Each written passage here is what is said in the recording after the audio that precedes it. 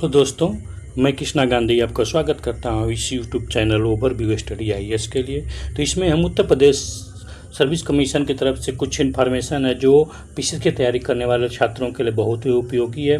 तो हम इसमें ये देखते हैं कि उत्तर प्रदेश आयोग के द्वारा जो परीक्षा पीसीएस की कराई जाने वाली थी उसमें कुछ तिथि को लेकर असमंजस बनी हुई है, क्योंकि 24 अक्टूबर को जो एग्ज़ाम होने वो संपन्न कराए जाने को था, उसमें बहुत सारी कठिनाइयों का सामना करना पड़ा है आयोग को। इसलिए आयोग ने ये सोचा है कि इस परीक्षा को 28 तारीख को न करा के इसको दिसंबर में कराने की कोशिश कर रहा है। तो दोस्तों, हम जानते हैं कि उत्तर प्रदेश 2024 का वर्ष प्रतियोगी छात्रों के लिए बहुत ही बुरे सपने की तरह था, क्योंकि उत्तर प्रदेश में 2024 में किसी भी बड़ी परीक्षा का आयोजन नहीं किया गया। उत्तर प्रदेश में मात्र पुलिस कांस्टेबल की परीक्षा को सकुशल पुनः आयोजित करने में उत्तर प्रदेश पुलिस भर्ती एवं पदोन्नति बोर्ड को सफलता अवश्य मिली, परंतु इसके अलावा और किसी भी सरकारी भर्ती की परीक्षा उत्तर प्रदेश में किसी भी भर्ती आयोग के द्वारा नहीं कराई गई। उत्तर प्रदेश के सबसे प्रतिष्ठित उत्तर प्रदेश लोक सेवा आयोग ने 2024 में फरवरी के महीने में 2 परीक्षा आयोजित कराई थी, जिसमें से पहली परीक्षा यूपीपीसीएस और दूसरी परीक्षा समीक्षा एवं सहायक समीक्षा अधिकारी की थी। दोनों परीक्षाओं को फरवरी महीने में ही रद्द कर दिया गया, क्योंकि दोनों परीक्षाओं का पेपर लीक हो गया था। तो यहाँ पर पहला जो यूपीपीसीएस का पेपर उसका लीक नहीं हुआ था, उसका एग्ज़ाम ही नहीं हुआ, ठीक ना। लेकिन समीक्षा अधिकारी का पेपर लीक हो गया था और पुलिस का भी पेपर लीक हो गया था। लेकिन आयोग ने पीसीएस का पेपर को रद्द करते हुए यूपीपीसी जो आरओ का पेपर है उसको रद्द करते हुए पीसीएस के पेपर को पोस्टपोन कर दिया, उसको भी कैंसिल कर दिया।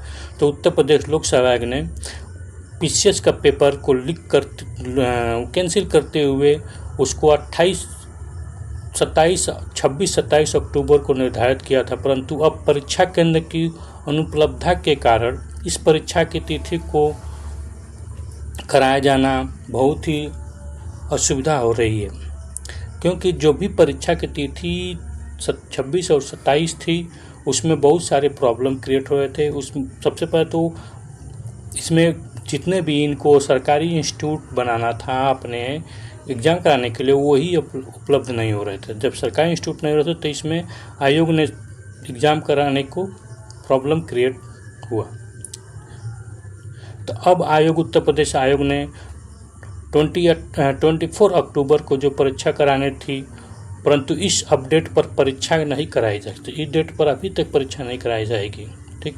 लोक सेवा आयोग के द्वारा आयोजित होने वाली यूपीपीसीएस की परीक्षा नई तिथि पर होगी, क्योंकि आयोग द्वारा पीसीएस की परीक्षा को संपन्न कराने हेतु दिसंबर माह के लिए परीक्षा केंद्रों की तलाश शुरू कर दी है। तो ये गुप्त सूत्रों से पता चला है, ठीक ना, कि दिसंबर माह में परीक्षा कराई जाएगी। लेकिन अभी तिथि में भी असमंजस है तिथि में, क्योंकि इसमें 8, 9 और 15 तिथि को 3 तिथियों में इनको परीक्षा केंद्र उपलब्ध करा रहे हैं ये लोग। तो अब देखा जाएगा आने वाले समय में कि कब परीक्षा करा सकती है पीसीएस की परीक्षा कब आयोग के द्वारा संपन्न कराई जा सकती है। तो हम तो यही कहेंगे, आप लोग चपक के अपनी पढ़ाई कीजिए, ठीक ना। तो यहाँ पर यूपीपीसीएस का जो डेट चेंज होने से छात्रों का मनोबल तो टूट रहा है, क्योंकि छात्र अपने घर से दूर रहकर परीक्षाओं की तैयारी करते हैं और परीक्षाओं के न होने से उनका बहुत बुरा मानसिक प्रभाव पड़ रहा है। तो उत्तर प्रदेश ही एक ऐसा मात्र राज्य है जहाँ पर नकल विरोधी कानून लागू हो चुका है, ठीक ना। तो ये आपको जानना चाहिए, उत्तर प्रदेश में नकल विरोधी कानून लागू हो चुका है, बाकी और किसी प्रदेश में अभी तक लागू नहीं हुआ है। उत्तर प्रदेश की योगी सरकार ने हाल ही में उत्तर प्रदेश के नकल विरोधी कानून को लागू कर दिया। इस कानून के अंतर्गत निश्चित किया गया है कि नकल रोकने के लिए व्यापक कदम उठाए जाएंगे। इसी संबंध में प्रावधान है कि सभी सरकारी परीक्षाओं को सिर्फ सरकारी और सरकारी विद्यालय में कराया जाए। यदि कोई दोषी पाया जाता है तो उसके खिलाफ कड़ी कार्रवाई की जाएगी और उसके विरुद्ध आजीवन कारावास तक की सज़ा का प्रावधान किया गया है। सरकारी नौकरी से संबंधित सभी जानकारी के लिए आप इस चैनल को सब्सक्राइब कर सकते हैं। कोई भी आपको अपने पढ़ाई से रिलेटेड या परीक्षा से कोई लेटेस्ट इन्फॉर्मेशन होगी तो आपको हम प्रोवाइड करने की कोशिश करेंगे। तो हम यही कहेंगे आपको चैनल सब्सक्राइब कर लीजिए ताकि आपको टाइम टू टाइम आपको इन्फॉर्मेशन मिलती रहे। तो दोस्तों अभी कोई संभावना नहीं बन पाई है, लेकिन इतना है। और क्या इसके होने से आरओ का पेपर भी टलने की संभावना है, ठीक, वो भी टलेगा। तो आरओ का पेपर 25 में चला जाएगा। अब देखते हैं क्या होता है, ठीक है। Thank you for the watching. जय हिंद। और हम ये जानते हैं कि घटना चक्र का जो पॉइंटर है ये पूर्वालोकन का सार है, यानी पूर्वालोकन के तथ्यों को इसमें पॉइंट के रूप में प्रोवाइड किया गया है। लेकिन जो लड़के बिगिनर होते हैं, जो स्टूडेंट बिगिनर हैं, जो हमारे दोस्त बिगिनर हैं, उनको समझने में थोड़ा प्रॉब्लम होता है। इसलिए हम इसमें पूरा इसको सिंप्लीफाई करने के लिए इसके की कंसेप्ट जो की वर्ड है उसको भी एक्सप्लेन कर रहे हैं और उससे रिलेटेड जो भी पॉइंट है उस पॉइंट का डिस्कशन डिटेल में थोड़ा कर रहे हैं, जिससे कि कोई भी अगर बिगिनर हो या कोई जो कॉन्सेप्ट भूल गया हो तो रिवीजन करते समय हमें पूर्ण रूप से याद आ जाए। और इसमें ख़ास तौर से ये भी ध्यान दे रहा हूँ कि सिलेबस का कोई पॉइंट ना छूटने पाए, क्योंकि जब पॉइंटर हम लोग करते हैं तो इसमें सिलेबस के बहुत सारे पॉइंट छूट जाते हैं। बहुत से ऐसे टॉपिक होते हैं सिलेबस में तो है लेकिन हम वो इसमें इग्नोर है, इम्पॉर्टेंट भी है लेकिन कुछ इग्नोर हो जाता है पॉइंटर पढ़ते समय। इसलिए उसको कवर करने से थोड़ा सा लेक्चर लंबा हो जा रहा है। और लेक्चर लंबा होने से बहुत से दोस्त जो बोल रहे हैं कि लेक्चर को छोटा किया जाए, लेकिन मेरा मानना ये है कि अगर लेक्चर छोटा हो जाएगा तो एक टॉपिक कंप्लीट नहीं होता। मैं सोचता हूँ कि जो टॉपिक स्टार्ट किया जाए उसको कंप्लीट कर दिया जाए एक लेक्चर में, लेकिन नहीं हो पा रहा है। तो फिर भी मैं सोच रहा हूँ कि कम से कम 1 घंटा 1 आवर का लेक्चर बनाने की कोशिश कर रहा हूँ, इससे ज़्यादा न बने, ठीक। और वो पढ़ाई ही का जिसमें 1 घंटा ना पढ़े।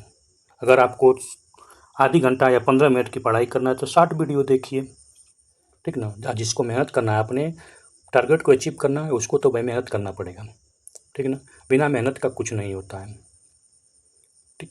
बिना मेहनत का तो आदमी को दाना भी नहीं मिलेगा।